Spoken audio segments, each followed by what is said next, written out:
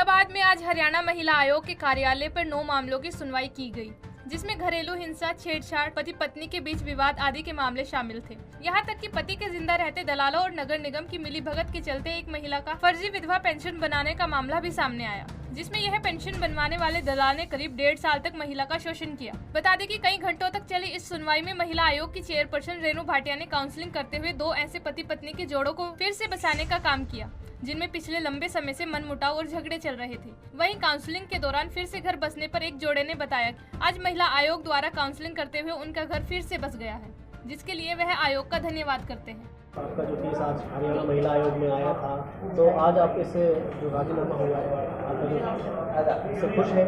हाँ जी, बिल्कुल जी। क्या क्या मैटर था? मैटर कुछ नहीं था जी, छोटा सा मैटर था कि टाइम टेबल का इशू था, कुछ फैमिली मैटर मम्मी पापा का था, वो एक सॉर्ट आउट हो गया आज कि भाई कोई इशू नहीं रहेगा। अपने अपने खाना अपना अलग अलग रहना सब ये हो चुका, सॉर्ट आउट हो चुका है। इस तरह से रेणु भाटिया मैडम ने बात करी आपसे जी, तो आपको वो बात समझ में आई जो आप चीज़ें आपको? बिल्कुल जी, बिल्कुल। कुछ गलतियाँ मेरी निकली, मैं एग्री करता हूँ। टाइम टेबल का इशू मेरा था, उसके लिए मैं एग्री करता हूँ।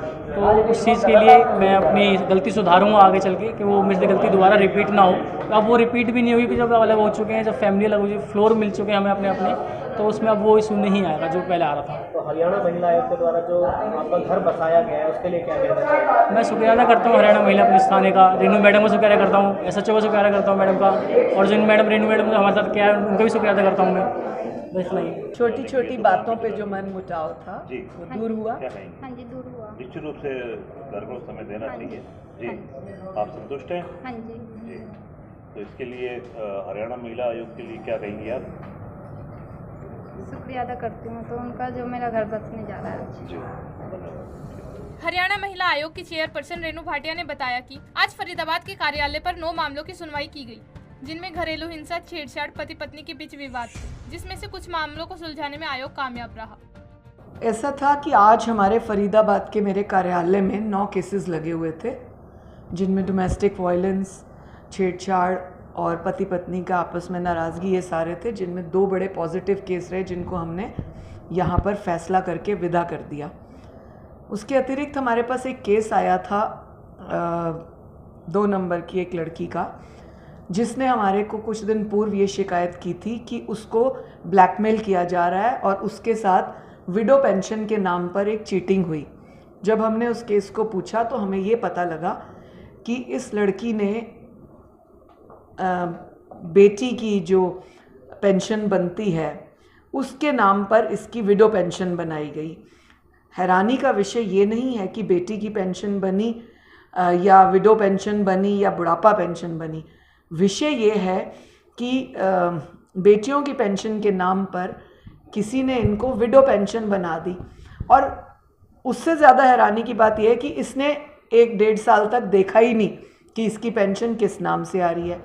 उसके अतिरिक्त उससे बड़ी हैरानी की बात यह है कि जिन अधिकारियों ने ये पेंशन बनाई, विडो का सर्टिफिकेट कहाँ से लाए, वो डेथ का, फिर जो है शमशान की पर्ची कहाँ से लाए, क्योंकि विडो पेंशन बनने के लिए आपको डेथ सर्टिफिकेट, शमशान की पर्ची, ये सब चीज़ों की डॉक्यूमेंट्स की ज़रूरी होती है।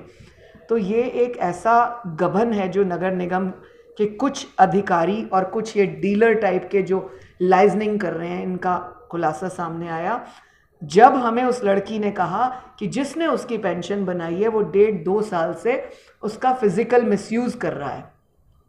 और अब वो मैं नाम अभी नहीं निकालना चाहूँगी कि जो लड़का उसका 2-2.5 साल से फिजिकल मिसयूज़ कर रहा है पेंशन के नाम पर, अब वो उसकी बेटी के ऊपर गलत नज़र रख के उसको फिजिकल मिसयूज़ करना चाहता है, जिसके लिए इस महिला ने विरोध किया और इनकी आपस में अनबन हुई।